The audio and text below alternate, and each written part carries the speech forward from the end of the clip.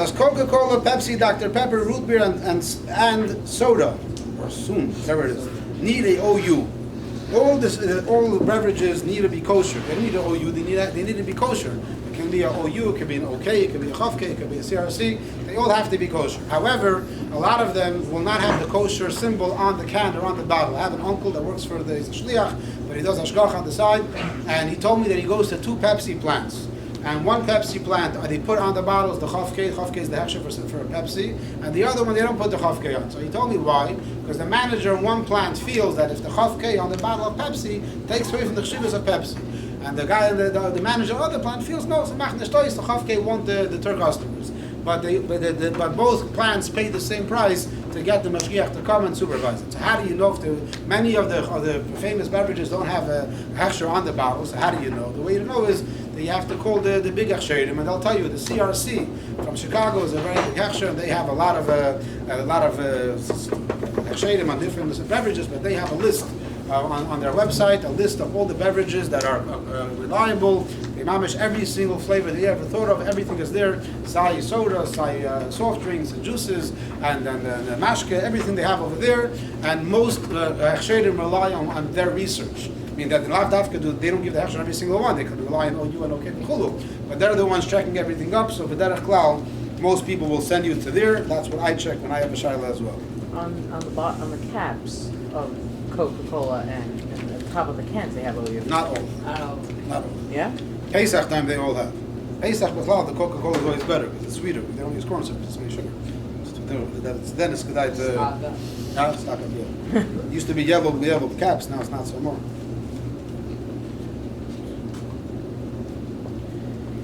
My parents want me to have a phone in yeshiva, why can't I? Parentheses, filter.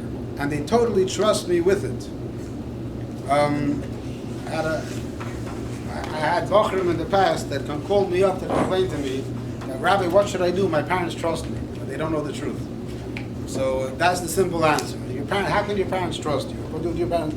Chazal tell us, that there's no Jew, not a Bocher, no younger man, no human being that can be trusted to have a phone without a filter and not full. There's no such thing. There's no Jew in the world, no person in the world that can be trusted. They say in the world, they say a joke that there are people that have smartphones. So 90% of them, what's the joke? After how many people do things that are not bizarre design? So 90% of them will admit that they do it, and 10% of them lie. That's a joke goes. And the point is that no one can be trusted. The Eibusher doesn't trust us. The Eibusher gave us Eitzahara, and he tells us in the Torah you can't be trusted, and therefore you have to do Gadi Musyagim. The Eibusher says so. Your parents trusting you means that your parents are not aware of what's happening, what the world is like. This week's Parshas Matis, talks about the Nedorim. So it says every person has to know, he has to make himself Nedorim Musyagim, every person has to make himself limits. So therefore, the Bacher says there's a filter, so there's different types of filters, and there's certain situations when it's top-notch filters, and the Bacher doesn't know anything about phones, and he doesn't have any friends that are going to help him out, and then he's only in yeshiva for a few weeks, then maybe nothing will happen.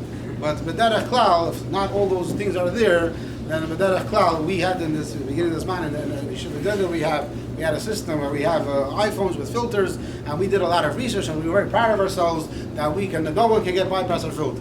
And a few months into yeshiva, Bacher tells us, Rabbi, you should know that there are 4 different ways of getting around it. And they figured it out like within the first day or two. So the kids are, and so I thought that it's Eila Dover Soif. So it's Had a Bacher when the best filters came out, NetSpark, officially the top filter, came out, and they said we were the top. So had a Bacher, they were in yeshiva where he had an illegal phone, but he confided in me, so Kivyachal, whatever. So I told him, just put that filter on, that's it. So he put that filter on, and it comes to me 2 weeks later. I hacked it, and I called them up, and I want my money back. They said I can't hack it, and I hack it. So I told them, I don't want your money back, but at least, Baruch Hashem, at least for 2 weeks you had a filter. So Rabbi had a second phone all the time. So it's not kedai to fall into the trap of getting connected to phones. It's not at all. Not to have it, and no one can be trusted. That's the Torah says. The takana of a revis. How long apart of each revis do I have to wait to drink the next one? The takana of revis the Rebbe spoke about. The takana was to have up to a revis of l'chaim by Fabrengen, And the Rebbe originally said you should break it up into 3 times. Later he said you can break it up into 4 times, but not more than that. The Rebbe spoke by a farbrengen. The Rebbe didn't say more than a farbrengen. The Rebbe said a farbrengen, it can't be more than a farbrengen. Within the farbrengen you can't have more. Nachum Gerlitzky that was here yesterday, this morning, whatever, I look at it. So he told, I was in 770, I was a bacher once he was farbrengen over there, and I don't know if it was me or somebody else that he offered one of us l'chaim, and the guy said I already had 4. So he asked how long ago was it? So he said whatever, it was in the farbrengen earlier. So he said the 72 minutes pass. So I said, what's the difference? So he says, well, no difference. So he said, so if so, according to you, that you even after 72 minutes you're not going to have another one, then your whole life you should never have more l'chaim again, because every life is one big farbrengen. So once you have one, you never have again. So he was mamash harassing the guy, but that's a hergish. You heard yesterday is a very chiddush yiddah about medication, but that's not the way most of them look at it. Most of them look at it that every farbrengen has its own thing.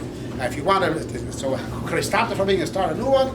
That's already heterim. You can try to ask your mashpia for a heter. Now, as a bacher yeshiva, my mashpia gave one of the bacher a heter. If you want, you said you want to say more l'chaim, go learn the daf gemara Rashi Tosfos and come back and have l'chaim. The bacher went. It was a smart bacher. It took him not too long, 20 minutes, half hour. And he came back and he said, learned Rashi Tosfos, the daf, and then he came back and he had more l'chaim. So that daf separated the new farbrengen. The daf to Rashi Tosfos stopped the first farbrengen and began the next farbrengen. That was the mashpia's heter at the time. The bacher right away got in and then did it. So you have to have the mashpia has to give you that heter. But otherwise, the pastures, every farbrengen, that's how the takana worked. Every farbrengen has to have its own. It can't have more than its own reviews. What's the limit with wine and beer? What's the limit with wine and beer? The way I understand it, originally Rebbe spoke about wine also. I don't know if that makes sense, because whenever you make kiddush, you drink more than a revi, so it can't be that. Pinya Korf, so long as it's shark, officially the Rebbe told him that even after he's 40, he should also only say 4, but he after 4 times l'chaim he can start drinking wine. That's what he does. If you bring voices to the king to for a bottle of wine. Okay, then he said l'chaim and mashka first or just one? Yeah. First and wine. So that you stack a soda. So that you soda nuchash. That's that even after 40 you can't. There's a big shaila that I have is what's 40? Is it age 40 or shnas arabayim? Very big enough given in the meiser level. I don't know what. If anyone has a heter, then it would be very much appreciated. Shnas arabayim can already be considered. The pastors, I never heard of wine and beer. What they call him? No one regular sin don't say l'chaim on beer by farbrengen, and the chayre by wine there's no agbala. The pastors, although I remember here the Rebbe spoke about chatchila, he did speak about wine, but the poil I haven't seen people not be so much. Is there a halachic problem with tucking in your tzitzis? No, there's no halachic problem. In Adarabah, there's a famous sikh of the Rebbe where the Rebbe suggests that al pi Kabbalah you're supposed to tuck it in. It's a back and forth. Or the Isa Maisai, meaning this all the way in, just. Baruch didn't write to explain his question, but I assume that's what he meant. So you want the sikh it's in Chelek Lamed Gimel Shlach, right? Anybody? Lamed Gimel Shlach, yeah. Chelek Lamed Gimel the sikh Shlach over there. The Rebbe has a whole discussion about it, the back and forth, and it's clear that they say the Rebbe himself tucked in his tzitzis, and B'derech Klal wasn't shaykh to see because the Rebbe was a kapota, so it blocks the length of the tzitzis. And they also say that every month when Kiddush Levana, he said Rebbe went into his room always just for a moment to come out again. So they say that Rebbe went in because by Kiddush Levana you're supposed to let you touch your tzitzis. So Rebbe went into his room to untuck his tzitzis, and that's when he came back. I think that's what the Rebbe told me once. So with Pashas, it's ungenum that the Rebbe tucked it in. So for Shteitzach, there's no problem at all. But the Rebbe brings the Svaras Lakan to Lakan. Minik Chassidim today is everyone, but Bachrim for sure, is to keep it untucked. The reason to tuck it in completely is al pi Kabbalah, and we don't hold by if you're under 40, it's not Sarabbayim, then for sure you don't go by Kabbalah and do the Yom.